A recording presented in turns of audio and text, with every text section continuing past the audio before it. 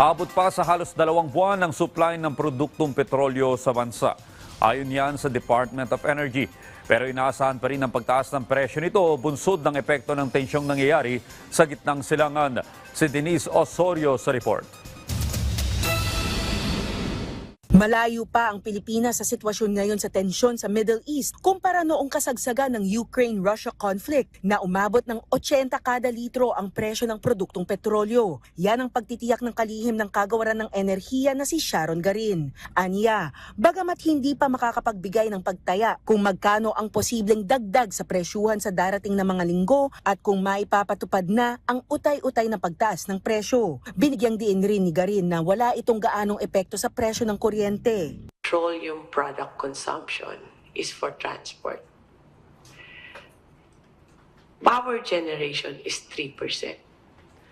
So, that's why I was saying na hindi siya ganun ang impact niya on electricity. Rather, it has the impact yung pamasahe natin, shipping, on other industries actually because shipping vegetables from one island to Luzon, may impact yan kasi that's transport. Patuloy na tinutulak ng DOE ang paggamit ng mga hybrid, plug-in o battery electric vehicles para mabawasan ang pagdepende sa fossil fuels. Pinapaalalahanan din ang tamang pag-maintain ng sasakyan para mas maging responsable sa paggamit ng petrolyo, lalo na sa mga susunod na linggo. Hinihikayat rin ang karamihan na gumamit ng public transportation para na rin hindi masyadong malaki ang gasto sa araw-araw na pagbiyahe. Samantala, aminadong kalihim na posibleng may epekto sa presyo ng produktong petrolyo ang pagsasara ng Hormuz Strait kahit pa hindi direktang galing sa Iran ang langis. So they refine it there,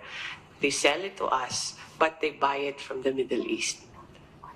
That is the impact of the closure of the Strait of Hormuz.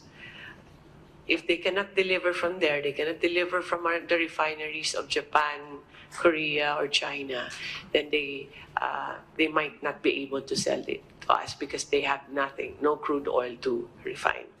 Dagdag pa ng DOE, 98% ng crude oil na ini-import ng bansa ay nanggagaling sa ibang Middle Eastern na bansa tulad ng Saudi Arabia, United Arab Emirates, Iraq, Kuwait, Oman at Qatar. At ang 2% ay nanggagaling sa ASEAN countries tulad ng Brunei at Malaysia. Para sa refined oil naman, mga produktong petrolyo, 97% ay karaniwang nanggagaling sa Asia tulad ng China, South Korea, Singapore, Japan at Malaysia at 3% ay nanggagaling sa Estados Unidos at Australia. Giit ni Secretary Garin, sobra-sobra ang supply ng produktong petrolyo sa Pilipinas na aabot pa ng halos 2 buwan. Pero kahit na mayroong surplus, hindi pa rin maiiwasan ang pagtaas ng presyuhan sa petrolyo kung kaya tinitignan ang posibilidad ng nauna ng mungkahi na pautay-utay na pagtaas ng presyo imbis na isang bagsakan kada linggo.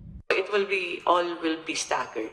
Kahit 2 pesos lang yan, we're asking them to stagger it so that the impact is not as, at least mapakonti-konti lang siya. Denise Osorio para sa Pambansang TV sa Bagong Pilipinas.